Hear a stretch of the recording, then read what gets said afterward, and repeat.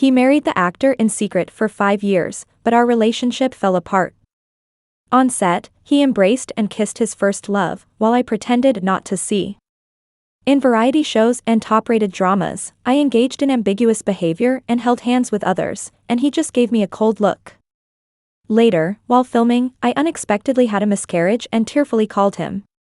He was at an awards ceremony with his first love and didn't answer. Online, people scolded me. Pregnant before marriage, how improper. He publicly responded. The child is mine. After 5 years of secret marriage, I am no longer the woman he hides in the shadows. But I am tired, I don't want him anymore.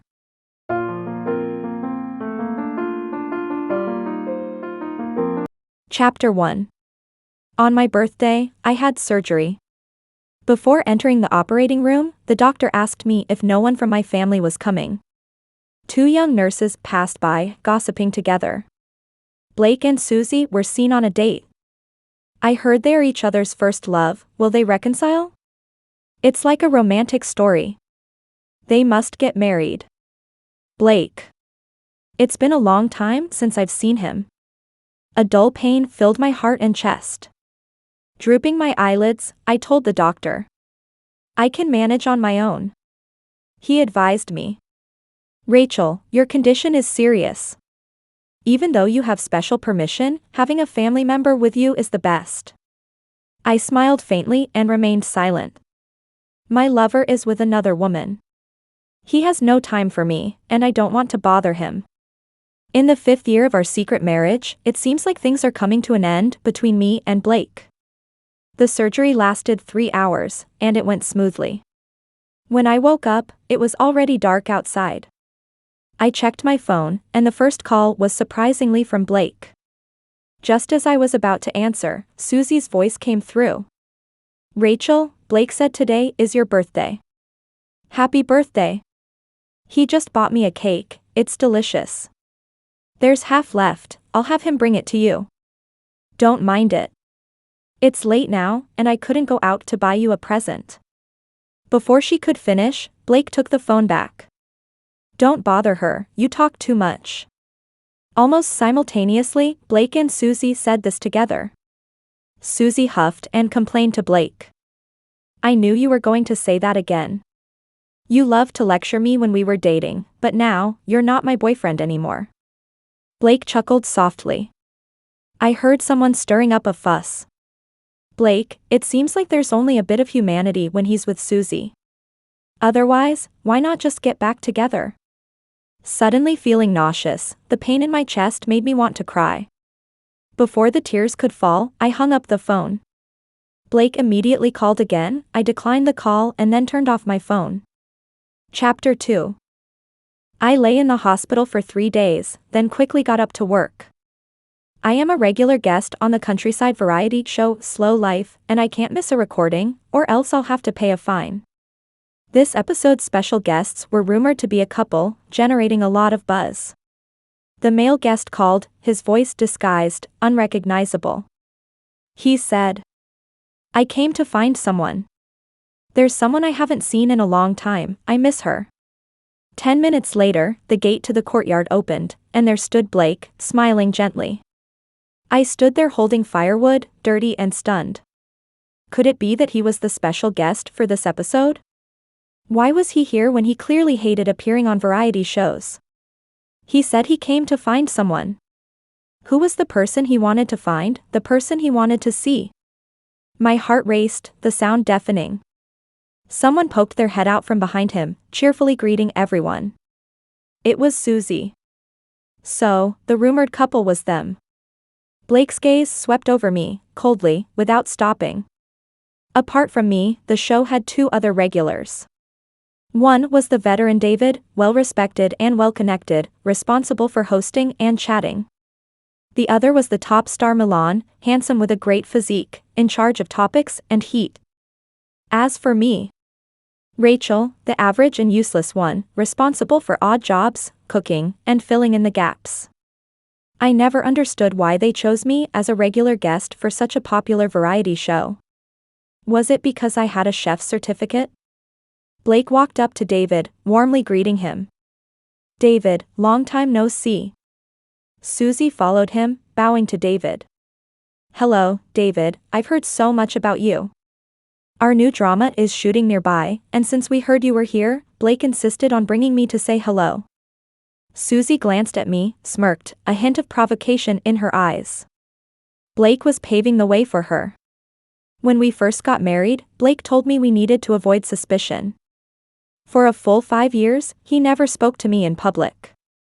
Even at occasional events, he held his head high in arrogance, not sparing me a glance. Not to mention that I owe Blake a favor for playing matchmaker for me. I chuckled at myself. I really was being delusional. How could I have thought that the person Blake wanted to see was me? Chapter 3. Blake sat with Susie in the courtyard chatting with David. I was cooking in the kitchen, glancing at him, suddenly considering divorce. I had chased Blake for 3 years before finally getting married to him 5 years ago, turning him into my man.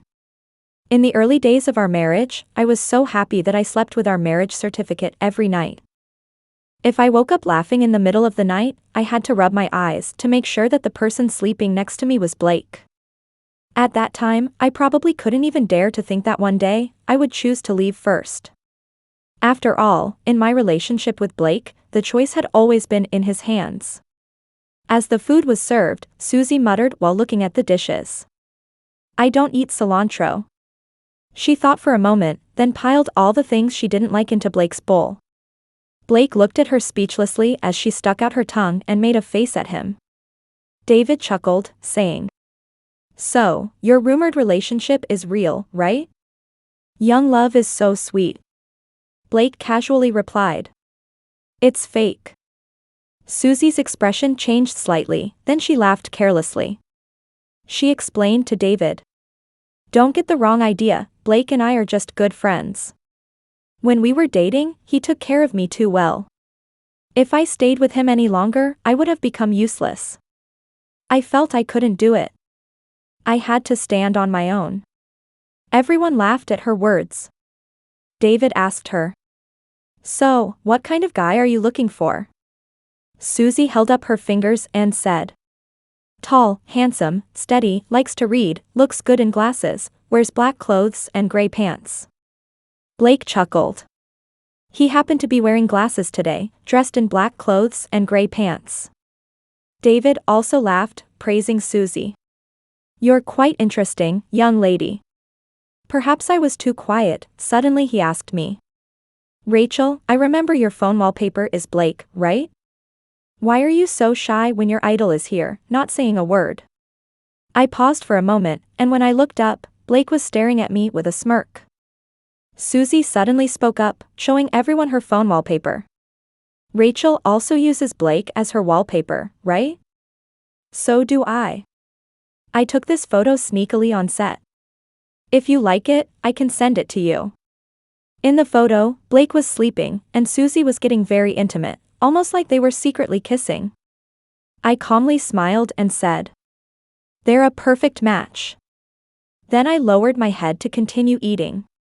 Blake raised an eyebrow, glanced at us, picked up his bowl and drank some rice wine with a displeased expression. Chapter 4.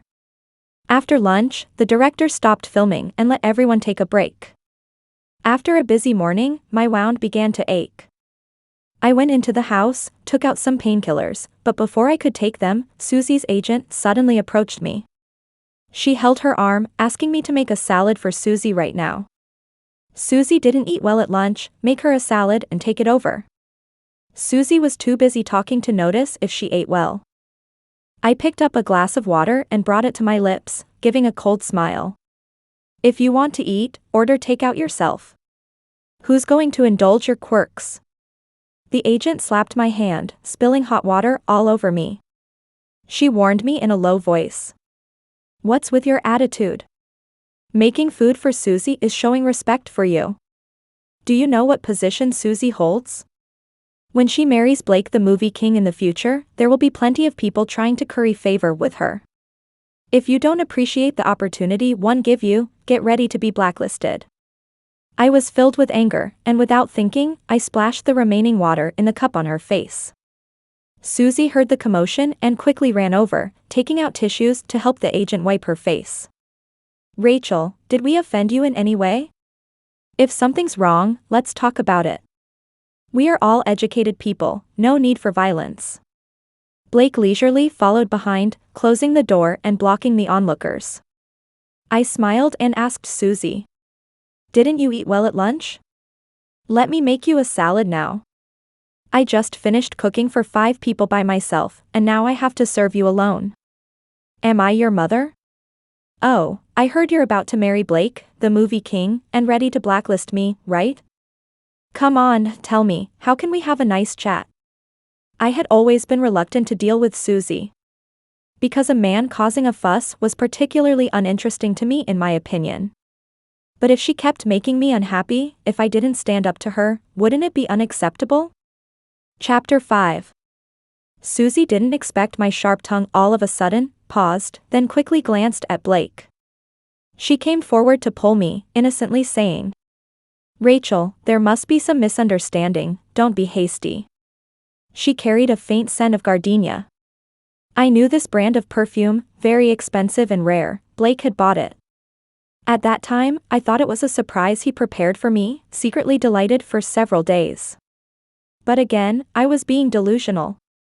I couldn't help but frown, reaching out to stop Susie.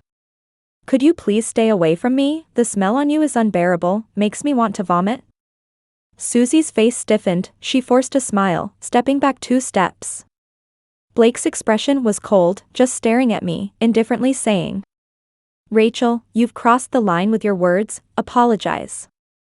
I opened my mouth, but tears came out before I could speak. How embarrassing, Rachel, why are you crying? Blake paused, reaching out his hand towards me as if to wipe my tears. I dodged his hand, slapped him across the face. Choking with sobs, I cursed at him. Don't you dare touch me, disgusting. Susie and her agent were both stunned, then quickly looked at me with a look of anticipation. Who dared to touch Blake, whether inside or outside the circle? Before taking action, it's best to find out about his background. He was hit on the side of his face by me, slowly gritting his teeth. My wound was pulled, feeling like a knife stabbing and pulling out, making me wince in pain. I shakily took out painkillers, dryly swallowing them. Blake suddenly took the medicine bag from my hand, looking at it with a dark expression.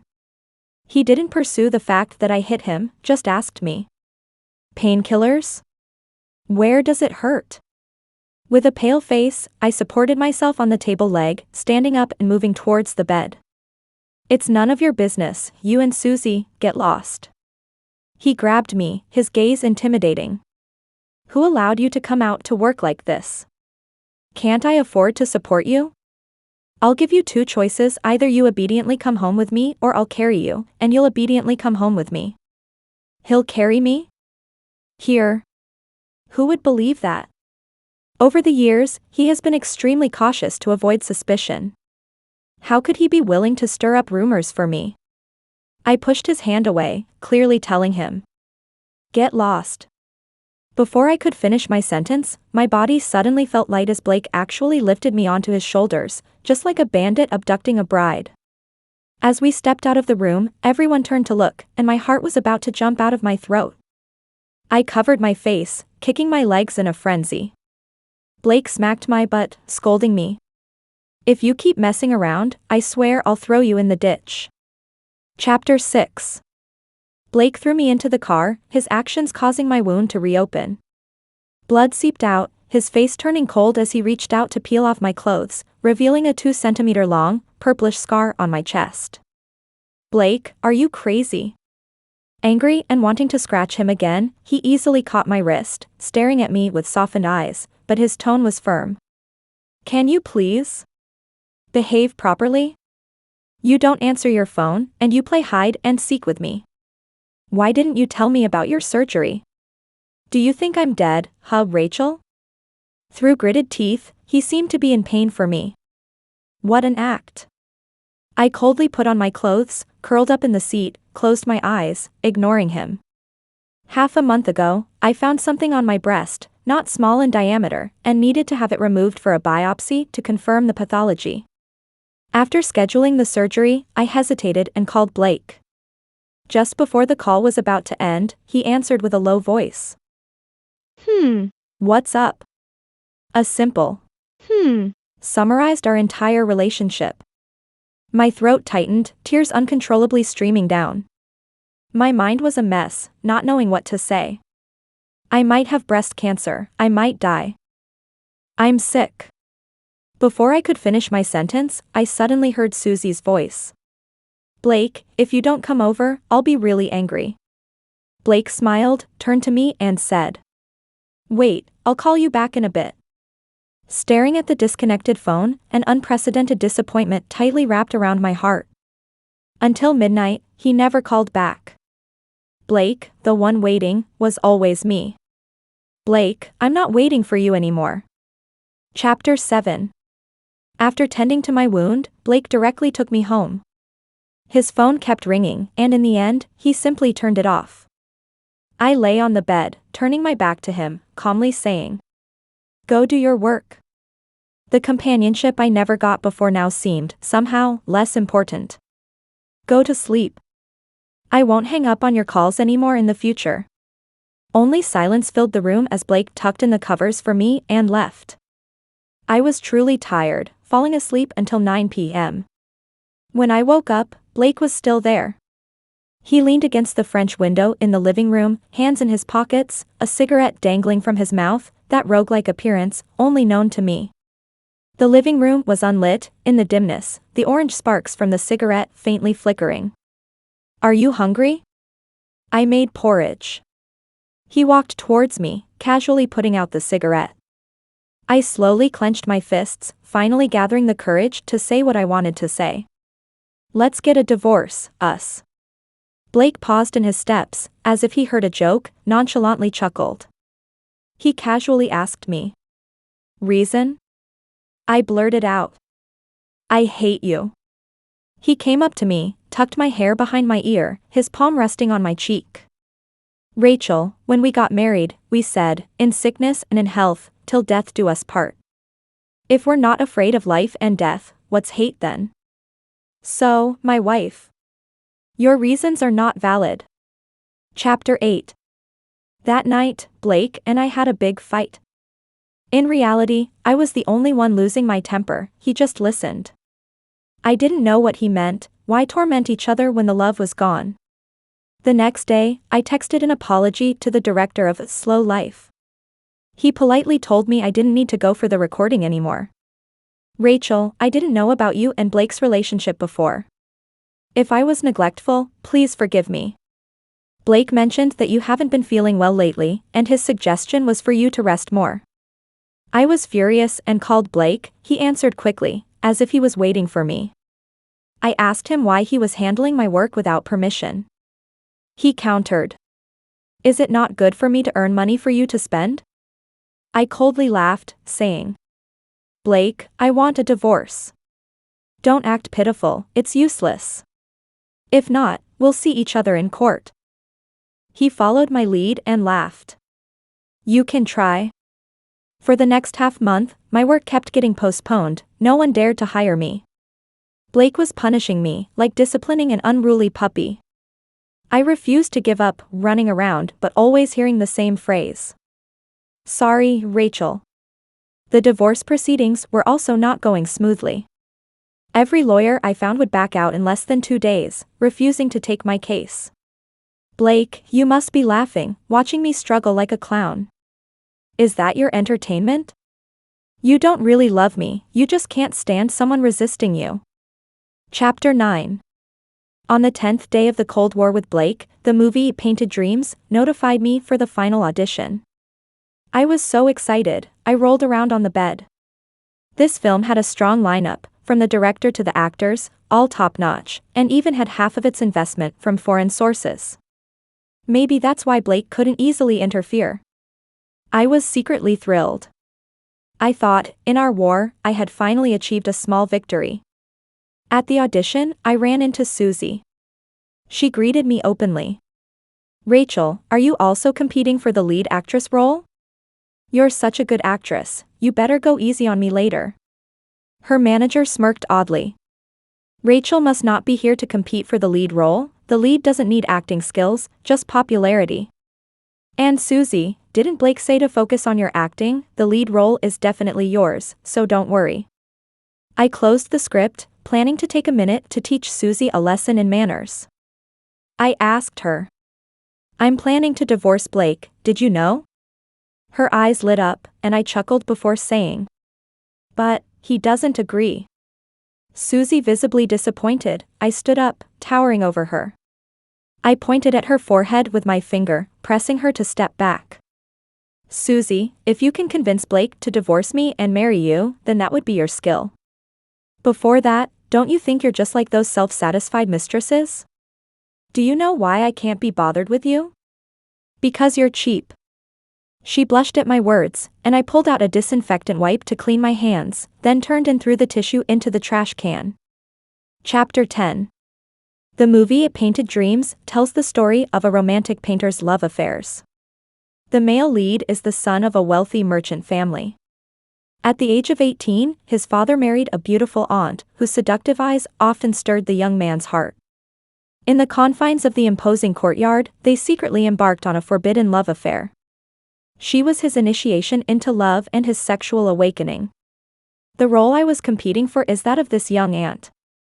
The part isn't extensive, but the character is vivid and dynamic. As I waited backstage, someone whispered in my ear, enticingly calling me a sis. My heart skipped a beat as I turned around to find Milan. I had heard that he was the male lead in this movie. 5 years younger than me, during the filming of A Slow Life, he used to call me sister left and right. He always followed me around like an unweaned child, sticking to me. At that time, I truly saw him as a little brother. But today, he stared at me, his eyes hiding something different. Like the young master to the aunt, always in secret places, sweetly calling her sister. Always in hidden places, with desires of possession, teasing and tempting her. I pinched my finger to snap back to reality, pretending to casually greet Milan. He asked me with a sly smile. Sis, are you feeling better? Your face is so red. It was a line from the script. Chapter 11. The audition scene was precisely when the young aunt pretends to be ill to go out. In this scene, Milan and I were acting as adversaries. The aunt loves the water, so she goes swimming in the Crescent Moon Lake on the outskirts of the city. Intentional or coincidental, the young master happens to be there sketching. The woman's clothes get wet from the water, outlining her graceful curves, becoming the most wonderful poison of that summer. The young master silently watches her from the shore, his desire growing stronger. After she finishes playing, she leans against the shore and sneakily runs into a cave where her clothes are hidden.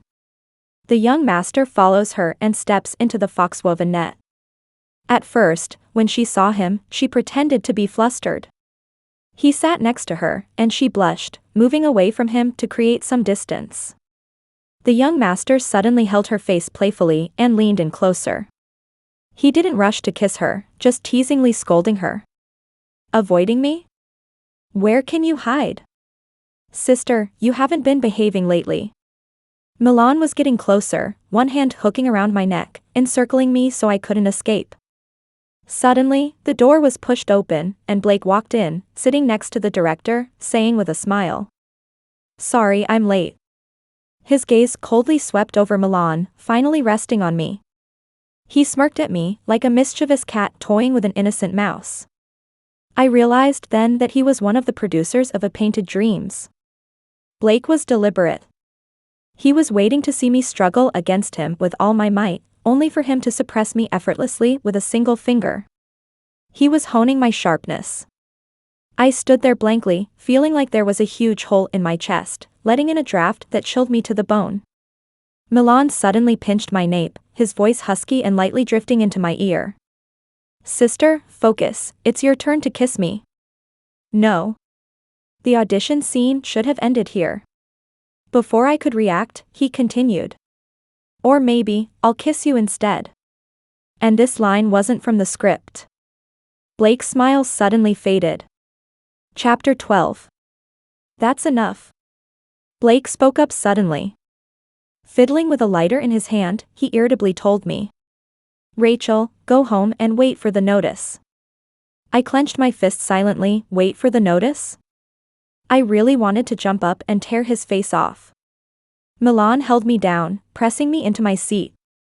He stared into my eyes, saying each word slowly. No need to wait, what I want is you, my young aunt. Leaning against my shoulder, he lazily looked at Blake, still wearing a smirk. Sorry, senior, this matter, I have the final say. You know Bruce, right? He's my dad. I remembered, Bruce was the biggest sponsor for this film.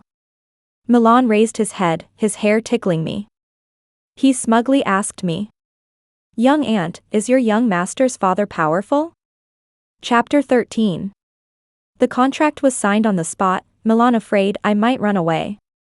Blake looked at me coldly, waiting for me to finish signing, but by the time I looked up, he was gone. As I walked to the underground garage, a force suddenly pulled me into a corner. Blake leaned down to kiss me, and I swung my bag at his head, scolding him. If you're sick, go get treated. Don't come here acting crazy. He glared at me, gritting his teeth in frustration. Rachel, I've never endured a beating in my life, and you're making up for all of it. He smiled coldly, asking me disdainfully. Don't want a kiss? Oh, so Milan's kissing skills are better than mine? I retorted with a smile. Once I get divorced, I'll try his out and let you know. I rarely saw him so displeased. Blake, defeated by capital, must be feeling terrible, right? You should have known, no one can control everything. Blake interrupted me grimly. Are you done causing a scene? Because I hung up on you, you want a divorce? You couldn't send a text to let me know? Rachel, in the end, you're just trying to make me feel guilty. Fine, I feel guilty, I apologize to you, and I promise not to hang up on you again. What more do you want? Looking at his face, I suddenly realized that Blake had acted out love for so long, but he didn't understand love at all. He was just a selfish jerk, he didn't understand repentance, let alone reflection. He only wanted others to step back one by one, to decorate his so-called peaceful world. In the end, it's still about Susie. All those rumors, it's my job, you should know that. He kept rambling, he would never admit that he was distracted in love. His entanglement was truly unsightly. The person I loved for 5 years was extinguished in this moment, leaving behind only a hideous shell. I clicked my tongue, feeling truly unworthy of myself. Blake, how about we play a game? If you don't hang up on any of my calls within a month, I won't bring up divorce again. His expression softened, a hint of a smile in his eyes. Rachel, that's not a difficult task. I smirked, not saying a word. Indeed, it wasn't a difficult task. But Blake, you can't do it. Chapter 14. After signing with the crew, many negative stories about me suddenly appeared online. They said I was looking for sponsors, relying on Milan to get into the crew. Milan directly retweeted a comment. Rachel, a national-level actress, multiple acting awards winner, does she need sponsors to make movies? The question was cleverly posed, leaving no room for a response. Yes, shouldn't people with abilities rely on their abilities to join a crew? If someone talented needs a sponsor to make a film, whose problem is it? After getting to know Milan for a long time, I realized he's skilled in handling situations with finesse. With a good background, knowledge, emotional intelligence, and cunning, he's the kind of person who can thrive anywhere. The preparation for Painted Realm was intense, and just a few days after signing, all the actors began makeup and photo shoots. Susie got what she wanted and landed the role of the leading lady. She had 2 braided pigtails, dressed in a school uniform, exuding a pure and beautiful vibe.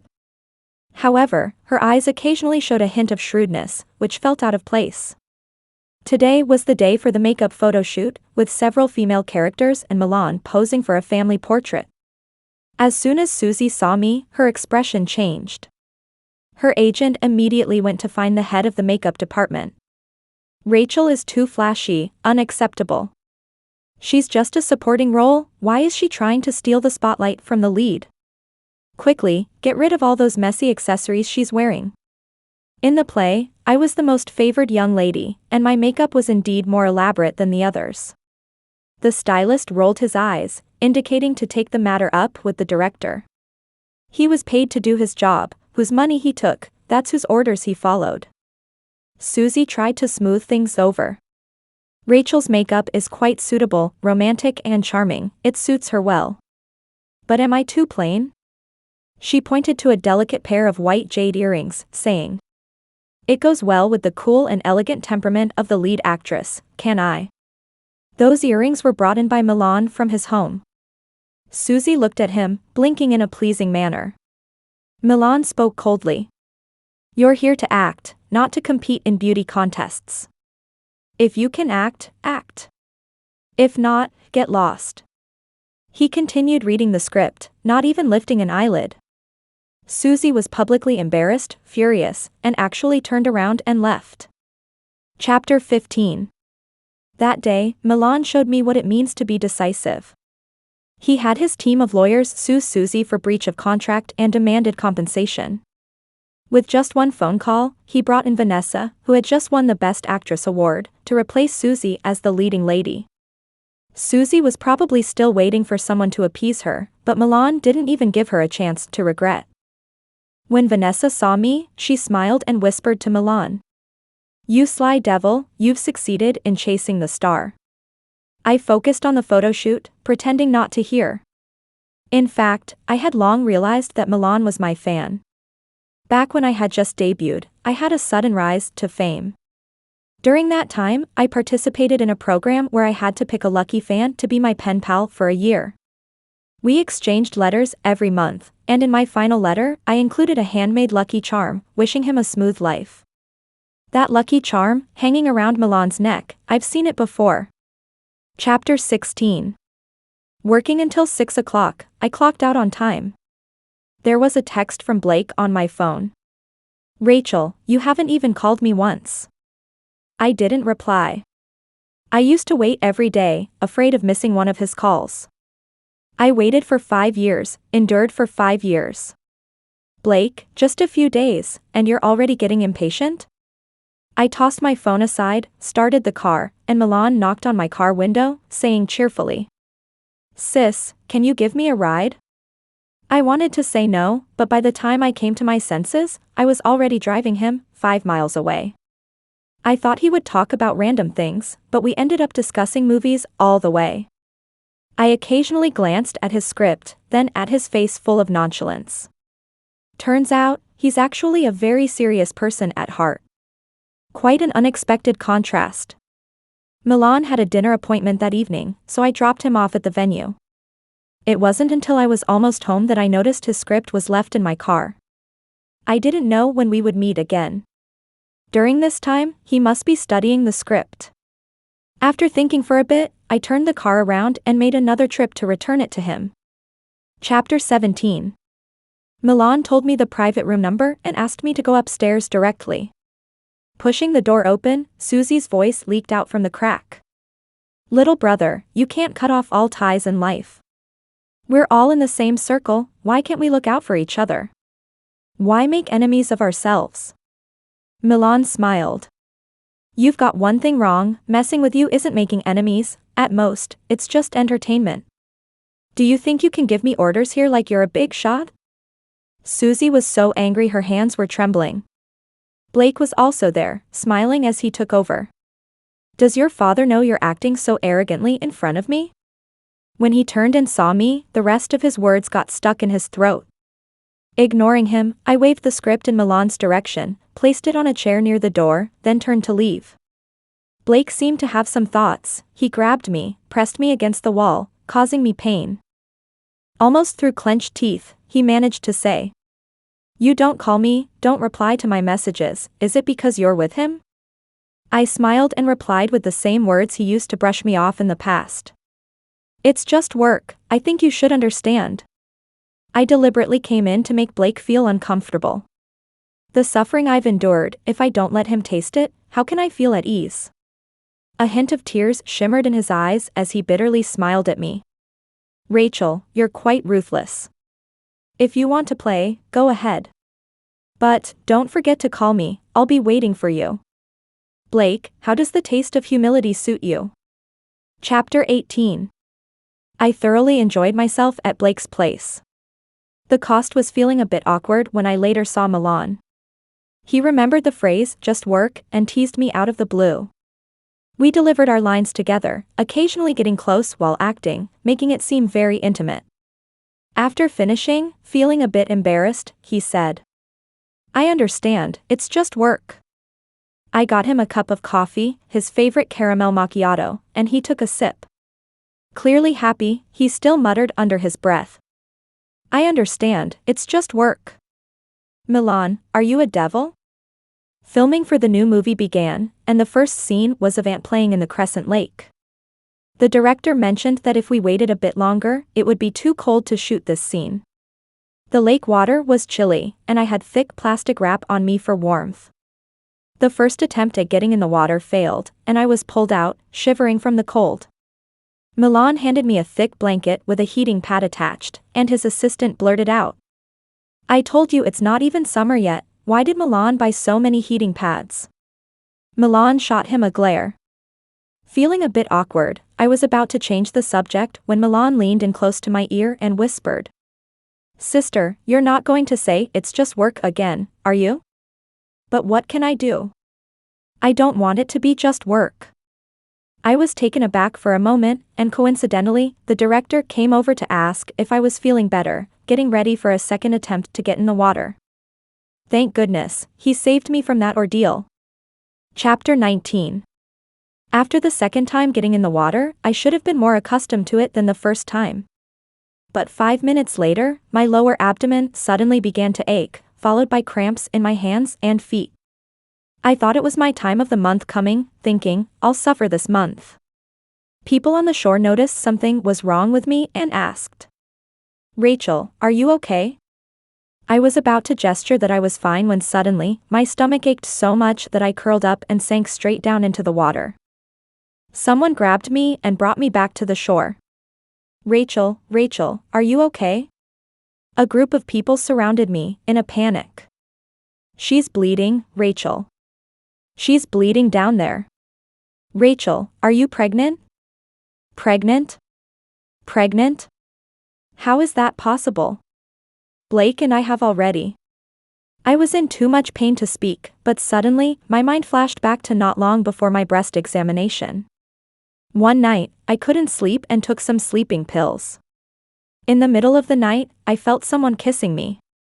I opened my eyes and vaguely seemed to see Blake. But I was just too sleepy, turned my head, and went back to sleep. The next day when I woke up, there was only me on the bed. Could it be from that night? My manager took me to the nearest hospital. She took my phone and called Blake countless times, but all were hung up. Next to me, someone was watching the live broadcast of the Green Cauldron Awards. I heard Susie's voice. "Thanks to my benefactor, my mentor, my first love, my beloved. Thanks for the medal he awarded me. Blake, I share this honor with you, I love you, literally." A few young people got so excited they were about to hug each other, chattering away. "Did you hear that? Did you hear that? She said she loves him." I knew they must be real. Marriage. I'm in with a bucket of oil. My manager was so furious her eyes turned red. I curled up, amidst everyone's cheers, sending away the tiny life inside me. Chapter 20. I had a miscarriage. The doctor said the previous preoperative check didn't detect it, probably because it was too early. The child, less than 2 months old, came quietly, didn't even say hello to me, and slipped away. My body has always been weak, with irregular periods since before. This time, more than a month without my period, I thought it was just anxiety and another hormonal imbalance. Turns out, there was a little troublemaker hiding in my belly. I can't explain the feeling, only that my chest felt incredibly heavy. I clenched my fists and pounded on my chest, tears streaming down. The assistant rushed in, looking flustered, holding a phone. Seeing me cry, she stood still, not saying a word. I asked her what's wrong, she stammered, saying, "It's trending. I don't know who bought it." I took the phone, seeing a screen full of curses. Pregnant out of wedlock, so shameless. Is she the one who brought capital into the group and made Susie leave in anger? With so many sugar daddies, who knows whose wild seed she's carrying? The manager said there were several actors in the crew who were quite close to Susie. Maybe news of my miscarriage had already spread through their mouths. Who bought the trending was obvious. Susie, you just couldn't resist provoking me, could you? My face cooled inch by inch. I dug out the marriage certificate from my phone album and posted on Weibo. Getting a divorce. In less than 2 minutes, Blake also posted on Weibo, blowing up the trending. He said, "The child is mine. We've been married for 5 years, I failed to protect her and the child, it's my fault. Please don't disturb her, give us some privacy, thank you." I sneered, finally he acted like a man. The gossip crowd quickly took over the comments section. I get it now, so basically, Blake has always portrayed himself as a single man in the marriage, stirring up rumors, selling the drama, right? Wow, at least he's a movie star, willing to risk it all for money. Blake, no matter what you do, we support you. He's in his 30s, marriage problems? No problem with marriage, problem with character. Unfollowing and criticizing. And another group of people rushed to Susie's Weibo to speak up for justice. Sis, what's going on, are you the third party? She's married and still stirring up CP, shameless. How dare you flirt with Blake every day? Rachel's child, was it because of you that she lost it? You stole tonight's award. Look at your acting, like athlete's foot, you'll get your comeuppance. No one was spared in this storm. But that's fine, I'm not afraid of those who rely on popularity. Whoever relies on popularity for a living, will face backlash from popularity. Chapter 21. Blake sent me numerous messages, asking where I was, begging me to talk to him. He came in the middle of the night, while I was sleeping.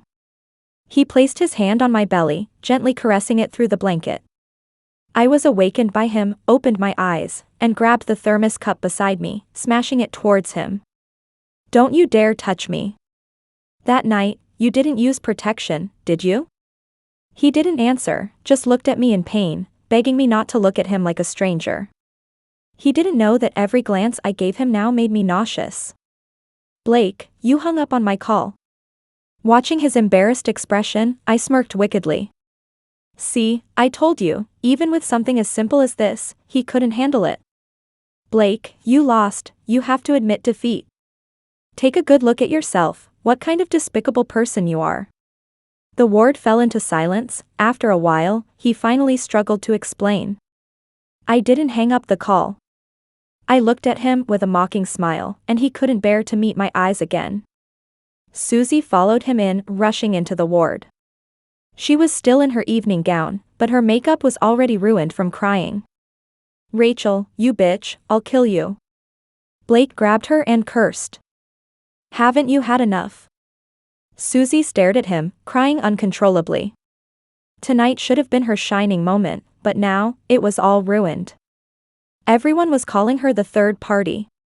The golden award she had worked so hard to achieve had turned into a dirty testimony. From now on, when mentioning tonight, it was no longer the award-winning Susie, but only a woman everyone wanted to attack. She ruined me. She ruined me. Blake, how could you admit it?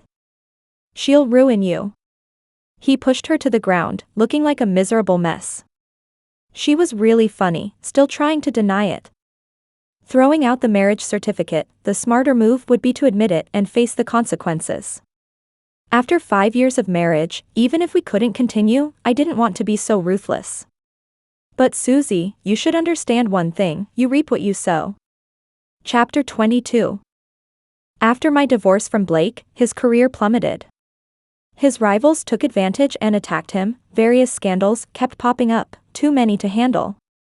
There were many issues that could lead to prison time, and investigations were underway.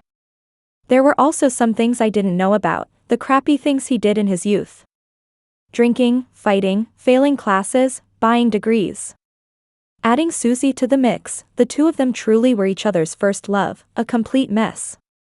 On an ordinary day, a hot search trended on Weibo. Blake and Susie, dogs biting each other. I just smiled and scrolled past. After filming The Painting Realm, I stopped taking screen projects and focused on stage plays. I love performing, not the entertainment industry. I had a heart-to-heart talk with Milan once. Maybe I misunderstood, but I didn't want him to filter me through the lens of his fans. I appreciated all his help, but there was nothing more beyond that. Thinking back, I was once a fan of Blake's, entering the marriage tomb with beautiful fantasies, only to end up scarred. Milan listened attentively, gazing at me with deep whirlpools in his eyes. He said, "Sister, I'm 5 years younger than you, not 50. I can differentiate between love and admiration. I'm willing to become your man, forever in love with you. I can also stand behind you, a silent supporter. Tell me what you want, and that's what I'll be."